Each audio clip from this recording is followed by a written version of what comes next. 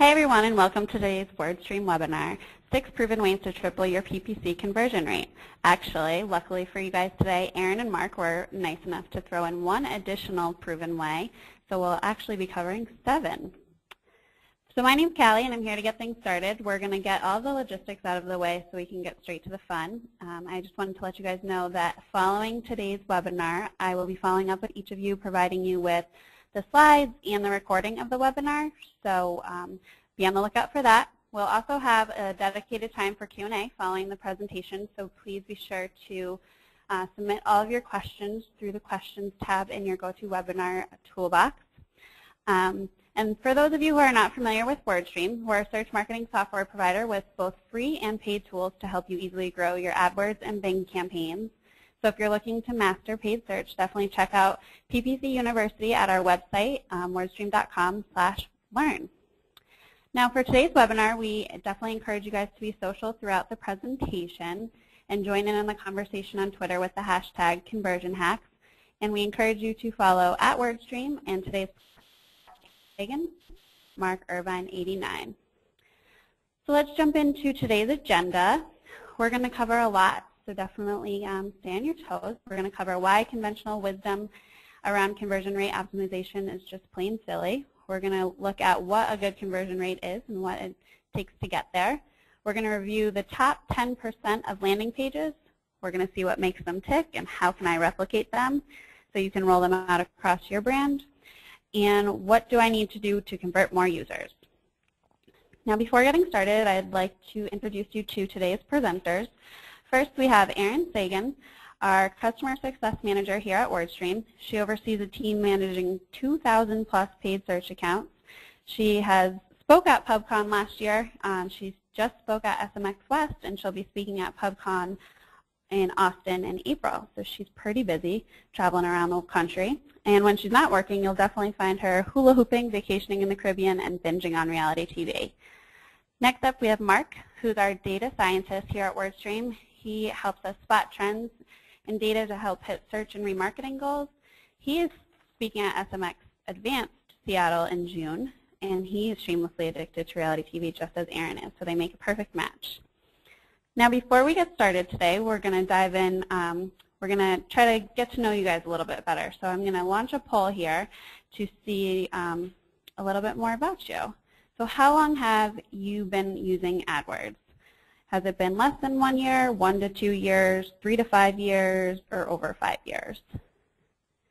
Now it looks like about 50% of you almost is less than a year. About 20% is over 5 years, and the rest is right in the middle. So you guys can take a look at the results right here. And then let's jump into our second poll. It's what's the average conversion rate for your landing page? Is it 0 to 1%, 1 to 3%, 3 to 7, 7 to 10, or are you totally kicking it out of the ballpark with plus 10? So it looks like we have almost an even race between 0 to 1, 1 to 3, and 3 to 7, all right around 30%. So that'll be helpful for Aaron and Mark to definitely tailor their conversation. So I'm going to go ahead and share these results with you. Take a look at that. And now we can get right into the content, and I'll hand this over to Aaron and Mark, and they can get started. Off to you guys. Thanks so much, Callie, and thanks everybody for coming in today. I really appreciate you filling the poll information out because we can definitely tailor the conversation to some of your guys' specific needs. And I'm also really excited to see that a lot of you guys have only been in the PPC game for a year. One thing that we tend to see quite a bit in this industry is the experts that you hear a lot from are not always the best people to listen to. I'm lucky to have Mark here, who is our resident data scientist. And what Mark and I do oftentimes is we look at the data associated with our accounts, and we base all of the information we're giving you guys and the trends that we're seeing on the trends that we're seeing in our own accounts. Luckily here at WordStream, we have tons and tons of accounts to analyze. So we have a pretty good data set to work with. And one thing we see is a lot of the trends that you typically hear about are not actually what our accounts are showing us is happening in the true paid search industry. So today we're going to squash some of those typical landing page optimization tips and focus on what our data actually shows you. So I'll warn you ahead of time, I personally am not a big data geek. Luckily I have Mark here to interpret all of it for us. And it is a lot of data. So if at any point you guys have questions, feel free to reach out. We'll address those at the end. Moreover, if you need to kind of review the graphs and check them out afterwards, as Callie said, we'll have all of those available online so you can kind of dive back in and give yourself a refresher. So don't feel like you have to take it all in right now. All right, the first thing we're going to talk about, secret number 1, is the way experts do their conversion rate tests is silly. So I think a lot of times, and I hear this from my clients all the time, the way that they run A/B tests on their landing page or optimize their landing page is they change really dumb things. They'll switch from Calibri to Arial. They'll try a yellow button versus a red button. Fine, go ahead and do those things and give it your best go, but ultimately that's not going to move the needle. So oftentimes people will change the button color, make one of these silly little changes, and they'll automatically see, oh, okay, they got a little uptick in conversion. It seems like thing, and it seems button color has been your kind of Hail Mary path, but in reality, the data shows us something a little bit different. So I'll pass that over to Mark to let him show you guys what our data shows. Right, thank you, Erin. So I'm going to start off the webinar by kind of taking a laugh at myself. When we first started preparing for this webinar, it was in January, and a lot of what I was going to focus on was an internal study that we did here at WordStream. And in early January, I spent a lot of time, and I pitched this idea for one of our landing pages. And it tried to get everyone into it, had to get Larry Kim, our e-board, all of marketing, to buy into our story, just to even do this landing page test. So I really did want it to work. And day one, what we saw is, and this is what the graph is on this slide. We're comparing an original, our control, which is that gray line, to our alternative, our landing page test, which is that blue line. And what we saw right off the bat was, my test was working, and it was really great. I took to Twitter. I was in Larry's space about it. Really did go out there. I started writing a blog post. Doing the things that people in the industry do is you want your test to be successful, so you overhype them when a small change works right away. However, as we continue to run the test, as we really got a lot of data and time into the test, we saw that that the results weren't all that significant. In fact, as we continued to run the test a couple weeks out, the lead that my alternative test actually disappeared. So it's that problem that we have where either you're in an agency and you're trying to convince your clients that your efforts are working, or you're internal and you're trying to convince your e-board or your president that your tests are working. Oftentimes our hard work doesn't pay off and we just end up deluding ourselves. And so what I learned, and I'm sure a lot of you are going to learn the hard way, is that small changes often result in small changes to your conversion rate. So that % increase in your conversion rate wasn't as significant as you originally hoped it was. And that's the big problem in our industry, is when someone in our industry is going out there and they have this great A/B test and that initial lead is so great, that's when they're writing the doing the webinars. And we kind of want to contextualize the entire webinar away from making those small button changes, font changes, image changes, and really focusing on what is working out there in the space. So this is about not rearranging the deck chairs on the Titanic, not focusing on the small details, but really making sure that what you're focusing on is going to be a significant change. Instead of looking at rearranging the deck chairs to keep the Titanic afloat, look on getting more lifeboats. And that leads us to our second secret. What is a good conversion rate? And so we have tons of data. We get thousands of accounts in to our WordStream database all the time. What I did is just pulling back. This is a cross-section of about 10,000 paid search accounts. We removed anyone who wasn't specifically tracking conversions or appeared to be tracking conversions incorrectly, or people who were just low volume accounts, so anyone who was getting fewer than 150 clicks over the course of a month. Tried to weed out as much brand. This is, again, just the search network on Google. And so what do we see across the industry? Well, we see a lot of people doing poorly right off the bat, and then a median, our 50% rate is, a median is 2.35% conversion rate. And then just above that, our top 25, we're doing about 5.3% conversion rate, so about double. But even like just our top 10% of people, and our poll at the beginning kind of actually really reflects this as well, this kind of distribution, that top 10% of people are doing fantastic. They're getting conversion rates of 11, 12% or higher. And so when you're thinking about how do you go about setting up a conversion rate test and what should you be benchmarking, the really great results are actually more common than you might believe off the bat. And I think that a lot of this is about seeing the forest for the trees. You're working your account all day long. If you've got a 2% conversion rate, then you're going to think that a 2.2% conversion rate is fantastic.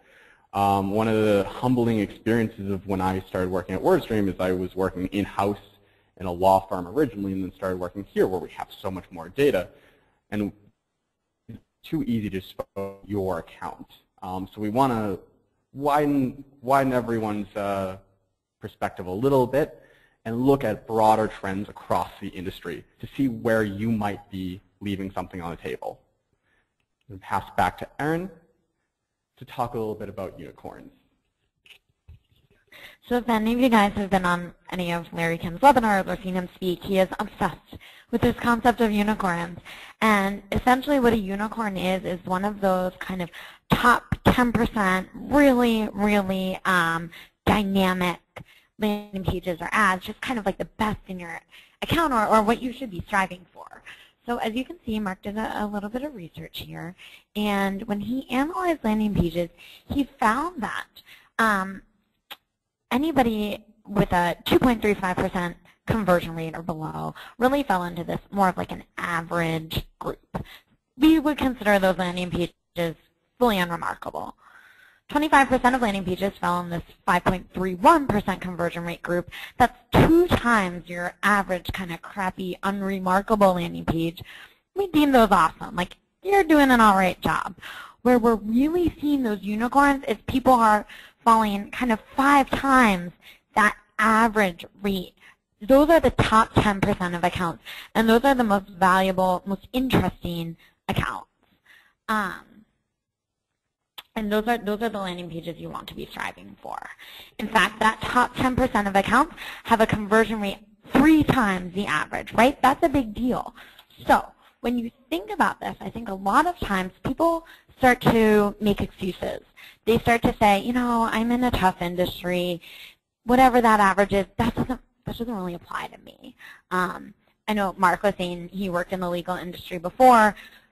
A lot of times we tend to see lower conversion rates in the legal industry. It makes sense, right? I mean, you're working with these huge payoffs, but the likelihood of finding kind of those gem clients is going to be very low. Don't get mired in that. Don't start to think, hey, my account is unique, or hey, I don't fall in with the averages. Instead, think about your specific account and understand that for every industry, this rule still applies. So even if you're in e-commerce where we tend to see lower conversion rates, the top 25% of those are falling kind of like the same distance from the average accounts. And then for those top 10%, those are 3 times the average, right? 1.84 times 3, you're getting close to 6.25. So if you really want to strive for those unicorns, think in the context of your industry and always know if you're going to be one of those best landing pages, you're going to have 3 times the average conversion rate. All right, so think about your industry and aim for improving your own landing pages. Go for 2 to 4 times increases, not just those teeny tiny percentages, which are not going to make the difference at all. Those are not going to move the needle. Those button changes, that's not going to change things for you. All right, so this is probably one of the biggest takeaways you want to think about here. The landing page unicorns, 3 times your average conversion rate. All right, so we'll move on to secret number 3, which is you won't get it right until your 10th attempt. This sounds a little disappointing, and let's go a little bit further. Let's take a look at the data. So when we look at our awesome landing pages, which are falling in that top 25th percentile, we see they're 1 in 4, right? In some ways, this is actually a good thing. When you think about text ads, it's more like 1 in many, many more than that. The unicorns tend to be the top 10% of landing pages, or in that top 10 percentile. So 1 in 10 of your landing pages, you can strive to have a really good one. Now you're probably thinking, all right, where are my unicorns? Like, I have my landing pages. I'm already doing everything I need to be doing to get them. How can I find this unicorn solution, and how can I make it there? Totally understand where you're coming from. So for let's go to the next. Yeah, perfect. So stop thinking about making those teeny tiny little changes. Stop A/B testing things like spacing, font, colors. Again, it's not going to move the needle. You can do it all you want. It may change things slightly, but we are looking for 2 times the conversion rate, 4 times the conversion rate, not 2% increases. All right, so the next thing we'll talk about, which is secret number 4, Mark's going to show you that it's actually not as hard as you think it is to get these great landing pages. Great, thanks, Erin. So right off the bat, testing 10 landing pages or testing 10 unique landing pages before you find 1 unicorn, that's daunting. It's not something that's hard to hype up, but it's worth your efforts. But it's really, again, not as difficult as that sounds off the bat. When you're thinking of like testing 10 unique landing pages, this isn't you doing a site relaunch 10 times. This is you finding those landing pages that's going to make the difference on. So right here I've got a graph of a large e-commerce account in our managed services portfolio. And what you see is that it's probably got 1,000 some odd landing pages in total across the entire account. But the very first landing page, the one that's most trafficked, has about 35% of all the traffic in the entire account. And then just continuing to look at it, you see that the top 10% of all landing pages get roughly 80% of the traffic. So in terms of where do you need to really focus your efforts and look on increasing your conversion rate, it's really in a handful of your own landing pages. It's not something that you need to go out and create tons of new landing pages and reinvent your entire site every month or something like that. You can focus all of your effort on just a couple of landing pages. And what we see in most accounts, these are some stats from what a typical small business AdWords account looked like in 2013. The bar for excellence is relatively low. If the standard small, medium business was only sending traffic to 3 landing pages, and 25% of those were just sending it to 1 landing page, in particular their home page, it's very easy to focus all of your efforts on where you're currently sending traffic and making that better, rather than going for your reach and your fringe landing pages, where you honestly, you can push the needle all you want there, but if it's still such a small percentage of your traffic, then who really cares? And what we saw is that it really didn't make wasn't worth the effort to go through and create hundreds or thousands of unique landing pages as opposed to focusing on just those couple that really matter. Just scatter plot across, again, 1,000 some odd accounts. What we saw is that there was very little correlation at all. All of you are welcome to look at this graph and tweet me or email me if you see correlation data. But just looking at rough scatter plot, there wasn't a strong correlation at all between the number of unique landing pages people had and their conversion rate at all. So what we're telling you is really focus on those couple of landing pages that are going to make a big difference in your account. Be actionable and don't find yourself mired in all the details and all of these fringe landing pages. So secret number 5, what do these landing page unicorns look like? So we got all of this data, and we looked through all of it, and we're sitting around and we're trying to think of, okay, what common trends do we have in this? And rather than trying to pull something from AdWords and make magic happen, we did it the old-fashioned way. We actually looked at all these landing pages. So what did we get as we hunted through some hundreds of unique landing pages? Well, there were common trends in it, and Aaron and I are going to walk through them with you. So the first one, actually, Aaron, you've been with WordStream a little longer than I have. You've been here like 3.5, 4 years. So I'm going to let you take this one because you've got a great story for it. So this landing page is kind of like a lockdown memory lane for me. This is a landing page that we had when I first started here at WordStream, which was, like Mark said, like almost 4 years ago. And we had this landing page for a really long time. And it's really basic. Like when you think about landing pages, if you're going to consider like what is the, like, you know, girls always say the basic girl with landing pages, this one falls under that standard. It is normal, it's boring, and for a software company, it's lame. Almost every software company has the same stupid offer. They have a software platform, and so logically they think, oh, we'll just let everybody give it a shot. We'll give them a free trial. And so for the longest time, we kind of sat there wondering why our landing pages weren't really changing. We were doing the same crap that a lot of you may be doing right now, playing with the colors. Like, I think we changed the buildup of this stupid little car about 10 times, and it didn't move the needle. And finally, we started doing some testing with our prospects. We would literally send them a survey and say, okay, what do you want to know from us? What is your same words? What do you want to know? What do you want to learn? And what came out of that is this new offer. I mean, it totally revolutionized our business, just changing the offer on this landing page.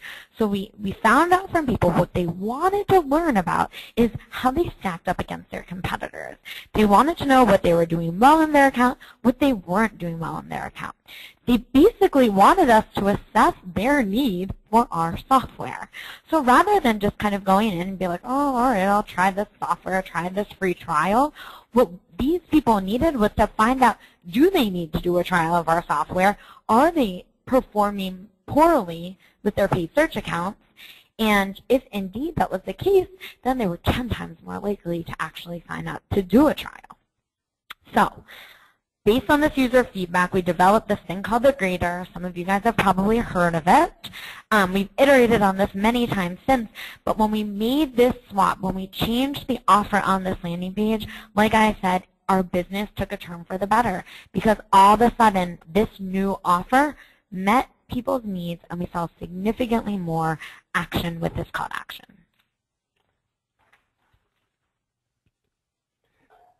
Second thing we wanted to talk about was changing the flow. So this actually comes from one of my clients. Previously, I had this software client, very similar to us internally, but they sold a different kind of software. And what they were doing, again, was they were offering a free download of their software. And you know, it was very standard in how it was very basic in how, I'm picking up on the lingo. It was very basic in how their offer transfer went. You would arrive at a landing page, and there was a form on that landing page, and they asked people to fill it out, and at the end of it, you got to download the software. Sounds like a lot of other accounts I look at all the time. But then what the big change was, they changed the flow in how they were converting users. So rather than asking people to fill out a form and then download the software, they actually changed it where you would download the software, and then once you had downloaded the software and installed it on your computer, after a certain period, it would ask you to register the software. So you're getting people who are effectively still doing a free trial of the software, but by the time that it asks to capture their lead details or to actually pot committed, there's several minutes into downloading the software and then several hours into using the software. At that point in time, they're they've got that addiction, or they're pot committed to using the software. But they're still capturing the same, they're actually capturing more leads now, and they're all higher quality because they now know that this is something that they want to continue using rather than something that they're taking a chance on. We also did this relatively recently at WordStream, where previously, our first big win in changing our offer was changing our offer from a free trial to running that grader. Now we've changed the flow fairly recently again, where we previously used to ask everyone to give us your details and then log in with AdWords and then get that free report. And now it's 3 separate processes. So when you run the grader, it first asks you for a bunch of details.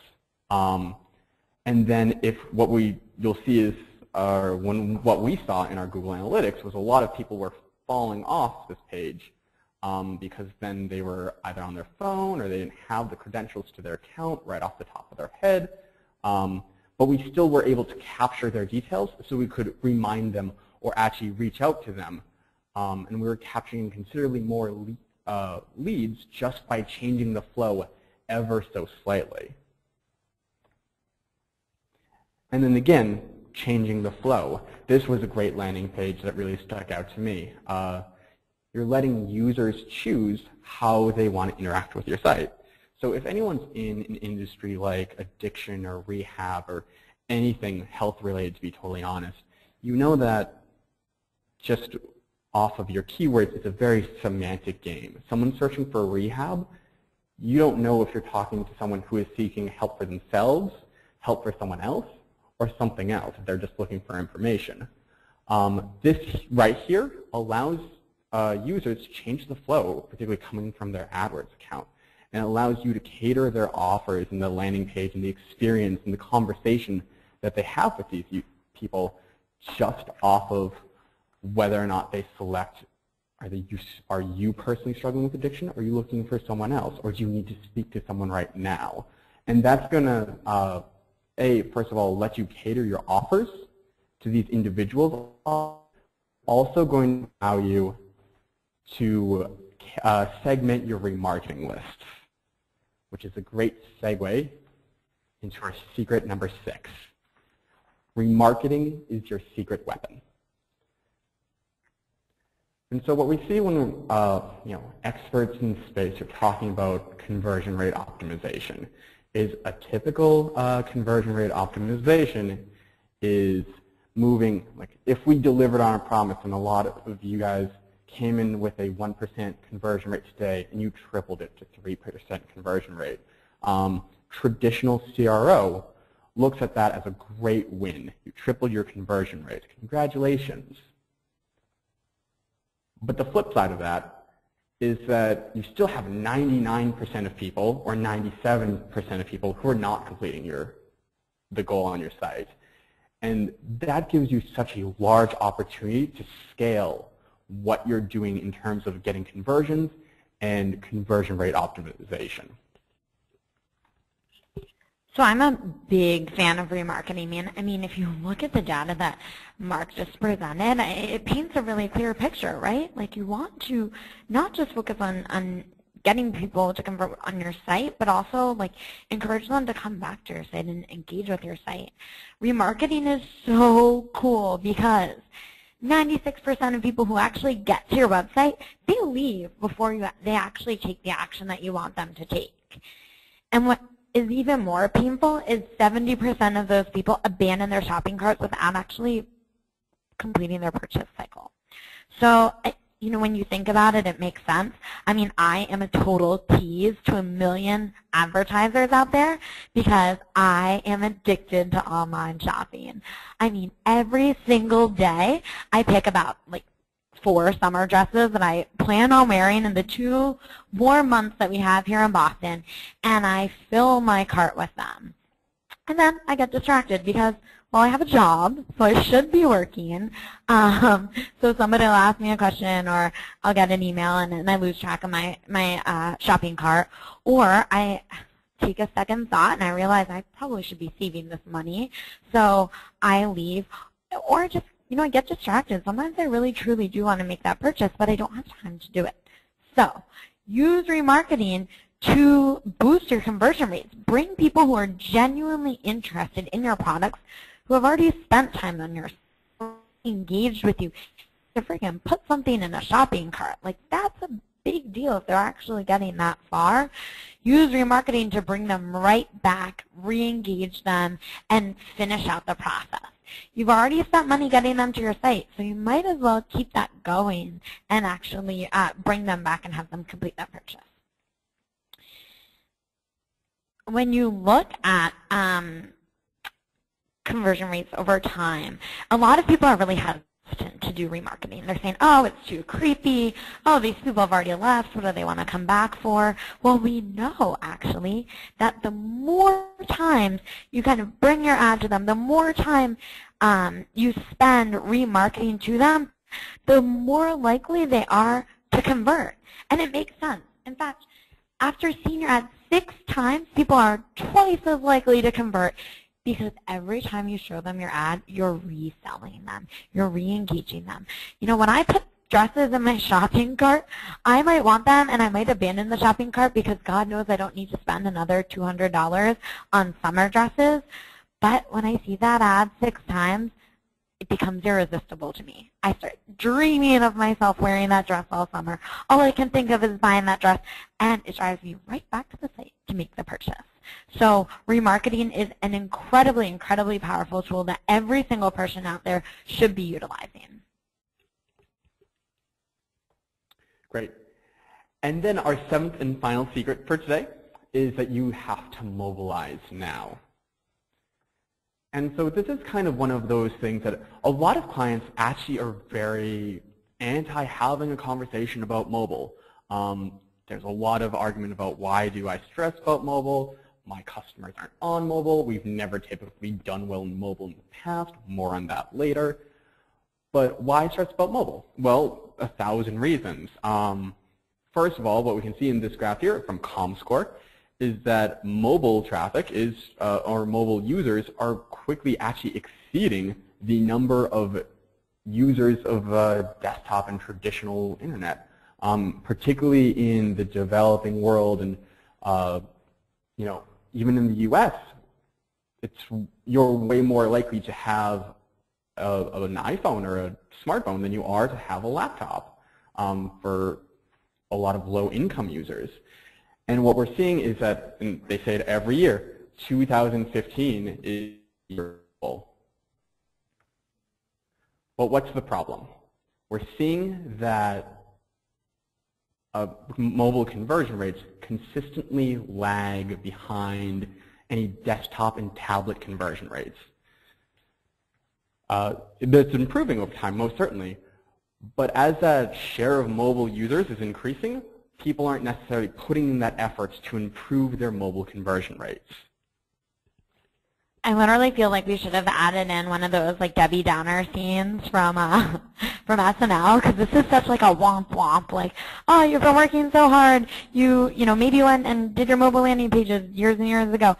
Your mobile conversion rates are low. So this is what we're seeing. A lot of people spend a lot of time thinking about mobile a long time ago. Now, when I first started at WordStream, I was like evangelizing people about mobile. Nobody had a mobile optimized site. Nobody was thinking about mobile. We were starting to see mobile trending as more and more popular. And what I said to everybody is, if you don't have a lot of time or a lot of money, head to Duda Mobile and create just a quick mobile optimized site. This was a company that was supported by, I believe, a Google Innovation Grant or something like that. They created these quick and dirty mobile landing pages. Now the problem is most people never updated these landing pages. You feel like, you know, it was only a couple of years ago that you changed them. You're forgetting how much phones have changed. So people say, you know, mobile phones are so small. You should be creating really simple, really basic sites for mobile because they're so tiny you can barely see them. Well, I actually watched a movie on my phone yesterday. AdWords is launching an app to do your freaking AdWords on the phone. I mean, the mobile user experience has changed significantly to the point where we really need to update our mobile landing pages. In fact, we're also seeing they're significantly faster.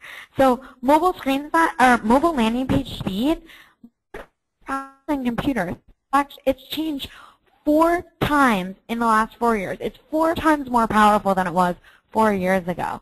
So there's really no excuse not to spend time looking at your mobile landing pages and updating them. As you can see from this page over here on the right, it's not a good mobile landing page. In fact, we're seeing that people are seeing this mobile landing page and hightailing it out of there. They are swapping in favor of the full site. This is scary. If people don't like your mobile landing pages so much that they opt to go look at your full site on a mobile phone, then you know it is time to make a big change to your mobile landing pages. So I'll let Mark present some of the data he's finding with mobile devices. Right. So a lot of what we're seeing is, you know, you do need to cater your mobile offer to your mobile user. And what we're seeing is that, you know, mobile ad extensions are a great way to promote alternative mobile conversion paths. Things like product listing ads, ad headlines, and site links, which you can do on both desktop and tablet and mobile. Those have your traditional low search click-through rate and your search conversion rate. But when you throw in mobile-specific offers, things like the mobile click-to-call or the mobile app extension, which allows you to download an app directly from Google Play or the Apple Store right onto your phone from the SERP, those have amazingly high mobile conversion rates that are atypical when you compare them across your other offers. So you're seeing mobile click-to-call, people who see that button and click it, those people actually convert and speak to a live person over 20% of the time. When you're talking about unicorns, these are like more than your top 10%. These are like twice that. And then your mobile app extension, those are your unicorns on steroids. They're converting nearly 25% of your people are going and actually downloading app from the store from that.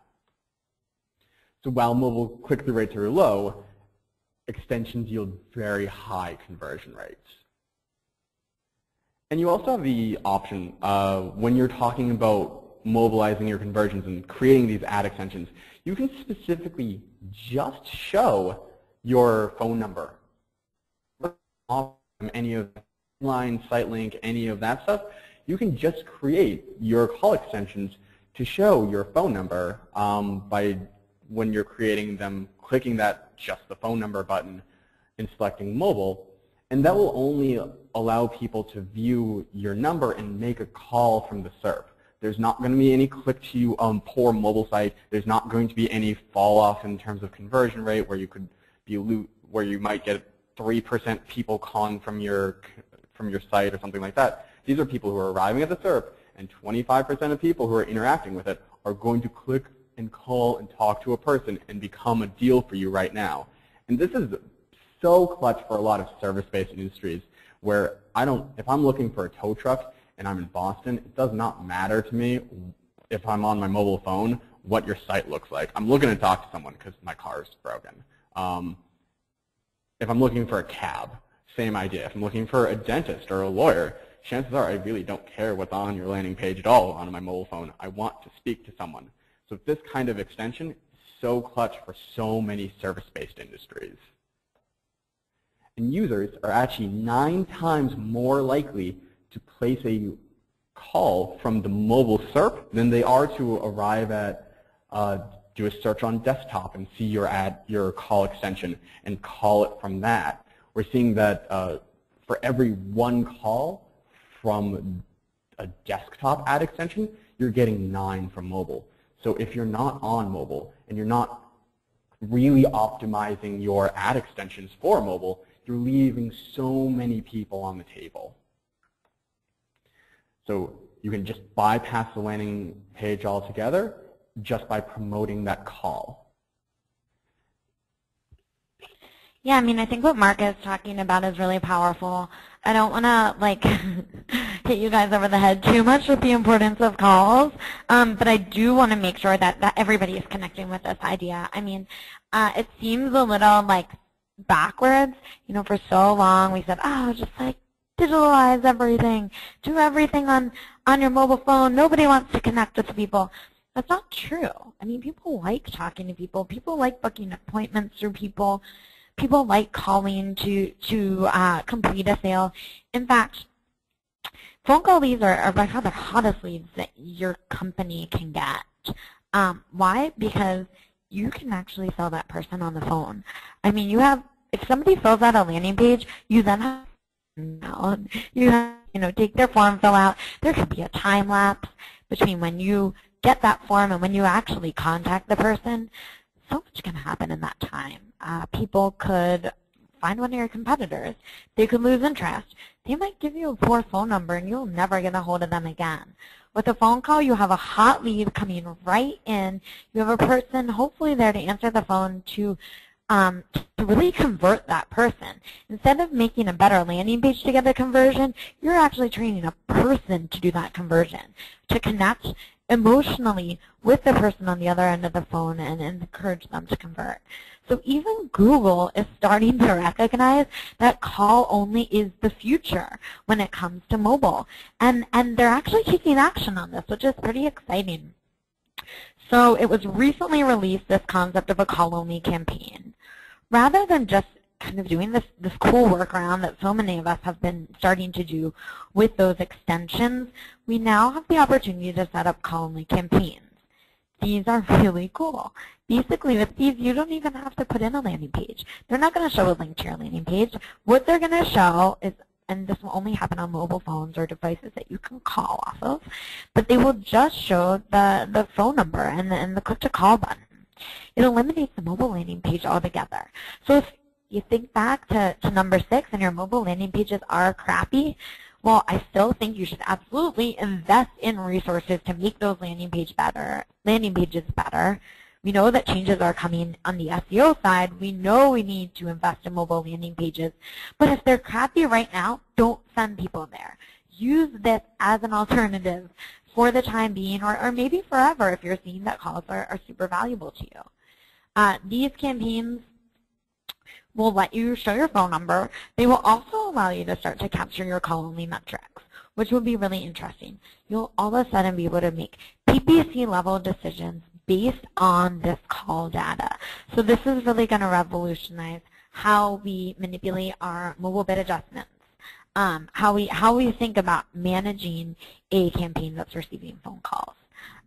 We're seeing a lot of people switching over to these. We expect to see more and more in the coming months, especially as they start to sunset the call-only extensions, which is happening, I believe, in June. And this will definitely be a more and more common thing that we'll see in the mobile phone space. All right, so let's recap of everything discussed here today, and then it looks like we'll have a few minutes left over for your questions. All right, so number 1, don't be tempted to focus on small changes. Small changes yield small results, so go bigger. The biggest results are going to come from those big changes that you're making.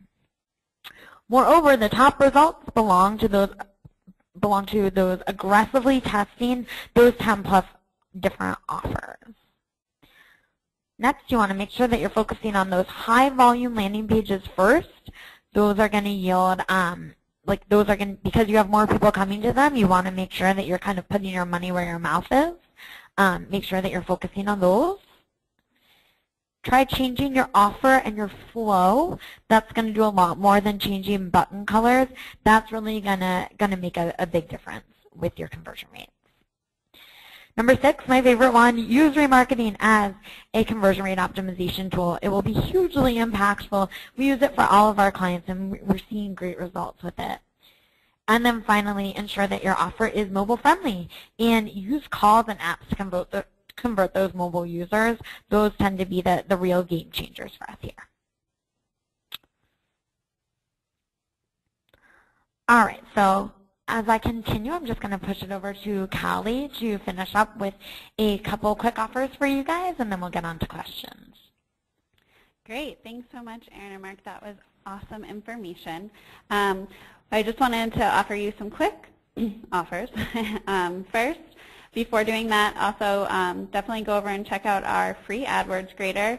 It's a free instant PPC audit in less than 60 seconds, and it gives you a grade on your whole AdWords accounts based on 8 different PPC metrics that really matter and will help you definitely improve across the board. It also gives you a comparison on how you're doing against other accounts of similar size and monthly spend. So definitely go check that out at wordstream.com/Google AdWords. Next, we'll go right into our offers, as we're running short on time, and I want to get to as many questions as possible. So today we can offer you a free live demo of the WordStream PPC Advisor, a one-on-one AdWords assessment of your account, and if you don't need any help with your PPC at this moment, then definitely let us know that as well. Now, let's dive into some questions while you guys are answering. Okay, Mark and Erin, I definitely have some good questions for you. So the first one is, what about remarketing design? Should the user see the same ad like every time that you're serving it to them? How often should you mix it up? The different sizes, different wording, different creative. What's the best practices around that? Yeah, so what we saw is, so there are a lot of different ad formats that you can run with on the Google Display Network. I believe that there are 14 and then text ads. I think that the most important thing is that you're breaking up your remarketing list to be most catered so that you can offer a different kind of offer to each kind of remarketing list. So if someone is a shopping cart abandoner, you want to remarket to Erin and her shopping cart of $1,000 worth of sundresses more differently than you're going to remarket to me and my flip-flops. So you want to break out your remarketing list to give them that most specific offer. What we actually see is that people, although people say that they get very tired of seeing the same ads, ad fatigue with remarketing ads is very, very minute. So ad fatigue basically comes at half the typical rate that you get with kinds of either TV or display ads because they're more familiar with your brand and there was some kind of initial reaction with it to begin with. So by all means, if you have the time and the resources to continue to create new kinds of images, do it. But it shouldn't be a priority. There's still a lot of return in giving the same people the same ad a number of times. Great, thanks, Mark. Now, is remarketing helpful for users who have already purchased your products? Do you want to limit it just to those who have yet to convert, or can we kind of use it for both avenues? Oh my God, no. Remarketing for people who have purchased your product. If you have a product that is likely to multiple sales, so for example, I'm thinking e-commerce. If I'm purchasing a sundress, remarket to me with a pair of shoes to wear with that sundress. Let me tell you, I will absolutely fall for that. So if you have, if you tend to see that your customers make multiple purchases from your website and that there's a likelihood that they would continue to do so, absolutely continue to remarket to them with different ads, different offers, get them back to your site to make another purchase. Great. If everyone optimizes for mobile, leave more opportunity for all the shoppers left on desktops?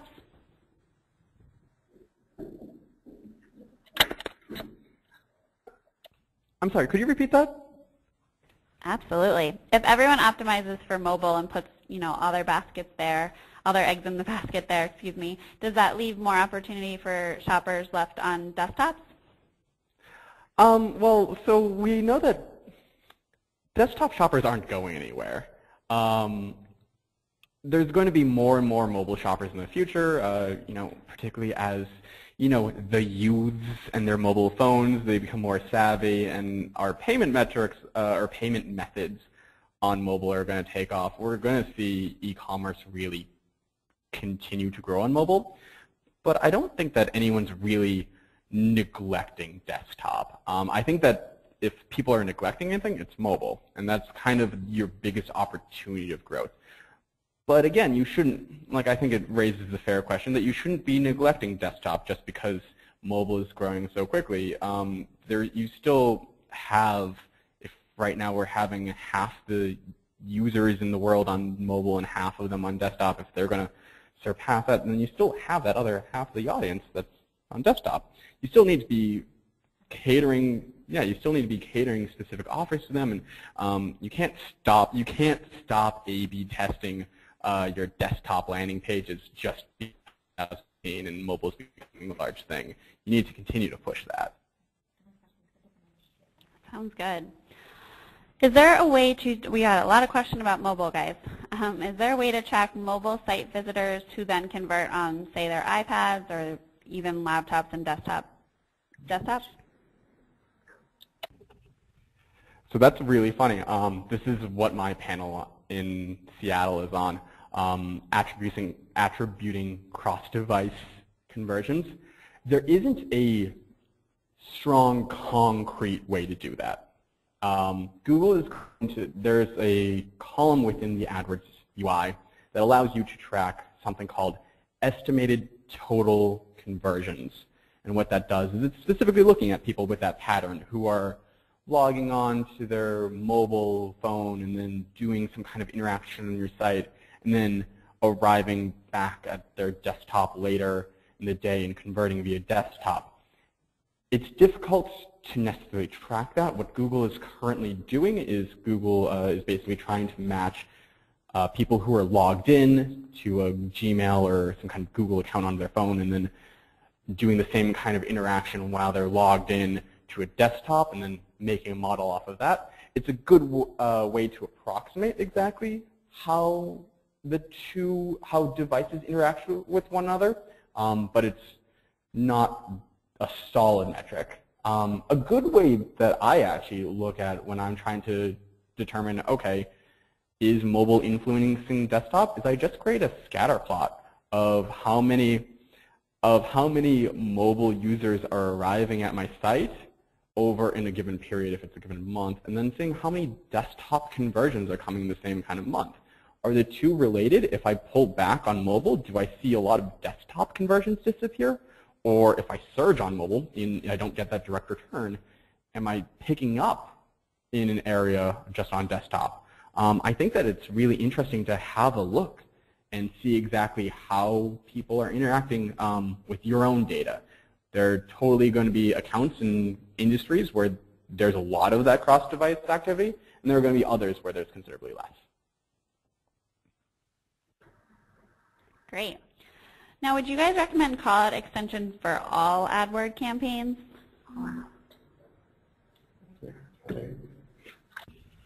Yeah, absolutely. I mean, I think call-out extensions are a pretty popular one because they can be applied to so many campaigns.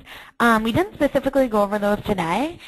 What we were more focused on were those call-only extensions, or I'm sorry, the call-only extensions to a degree, the call extensions, but eventually moving to the call-only campaigns as the call-only extensions will start to sunset.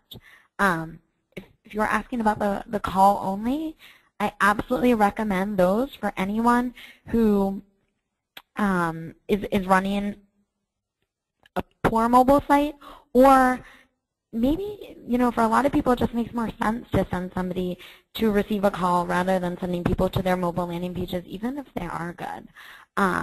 With those call-only campaigns, a couple of things that you need to remember. You need to ensure that you have someone there to answer the phones, someone who you've prompted, someone who's understanding of the type of traffic that's going to be coming from PPC, and is there ready to convert the person on the other end of the line. The other thing you want to be thinking about, make sure that you're turning those off, either using day parting or just not running call extensions during your off hours, because the likelihood of somebody leaving a voicemail and you being able to convert them after that is probably significantly lower. Definitely experiment with that, whether you'd rather have people leaving voicemails or sending them to fill out a form on your landing pages.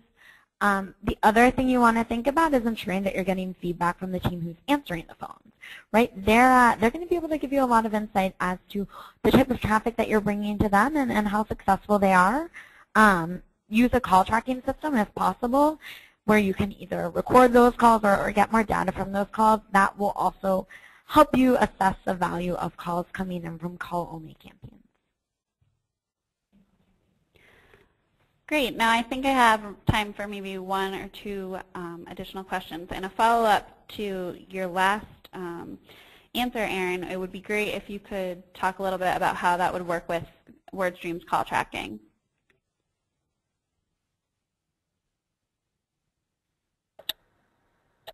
Yeah, perfect. So our call tracking is actually one of our newest products, and I'm really excited about it. I absolutely recommend that anybody out there who is receiving phone calls through PPC should be using our call tracking system. This call-only campaigns is brand new, so a lot of call tracking providers are currently working on finding the best solution to track those. So right now we're working on that since it was just launched. We do have a solution for those using call extensions. We have what we would call source tracking. So we're always going to plug the same number in there to ensure that we're tracking all of the phone calls coming from your call extensions.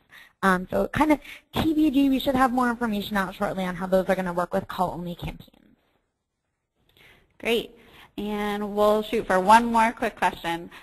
We've been asked, how do you manage tests for landing pages specifically on lower traffic sites where it can take a long time to get the data so that you can actually make an educated decision on where to move forward? So do you have any recommendations on how to run those tests and get the data?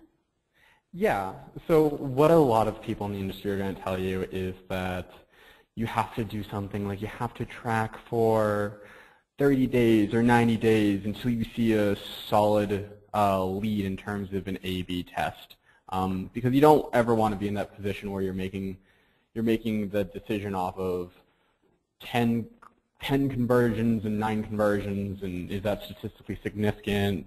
Spoilers, it's not. A lot of my stats days used to tell me that you needed a population of 30 before you could even make that decision. But what I've kind of taken from all of the research just on this kinds of test is that anything where you're not certain, where you're afraid that you're looking at 9 versus 10 conversions, or you're afraid that you're going to lose something due to insignificance, is simply put insignificant. What you really want to get in the model of doing is you want to get in the habit of looking for conversion rates that are 2 or 3 times your current conversion rate and declaring those the winner, rather than the ones that are 2 or 3% better than your current landing page. So rather than focusing on those small little changes, you want to make sure that you're testing completely different offers with different landing pages.